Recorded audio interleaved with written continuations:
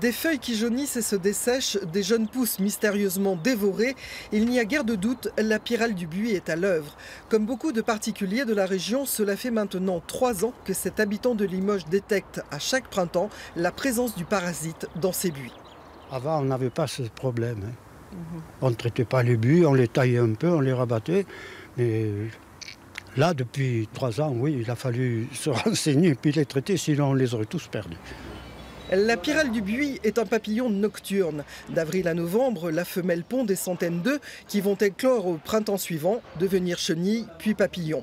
On ne connaît aucun prédateur à la pyrale du buis. C'est donc à l'homme d'interrompre le cycle de reproduction de ce parasite ravageur en tuant la chenille avec un produit à base de bacilles de Thuringe ou en attrapant les papillons mâles grâce à des pièges à phéromones. Cet horticulteur préfère lui proposer à ses clients un traitement naturel. Ça va faire à peu près 2 ans que j'arrive à leur donner un petit conseil naturel pour pouvoir les traiter. C'est en passant de la terre de diatomée dessus. C'est une poudre qu'on saupoudre dessus et en principe ça tue tout ce qui est chenille et tout. Il y a le savon noir qui empêche la chenille de trop s'accrocher sur la feuille, sur le dessous de la feuille. Il y a le purin d'ortie, mais c'est pas à 100%. Le plus efficace pour moi, c'est quand même la terre de diatomée.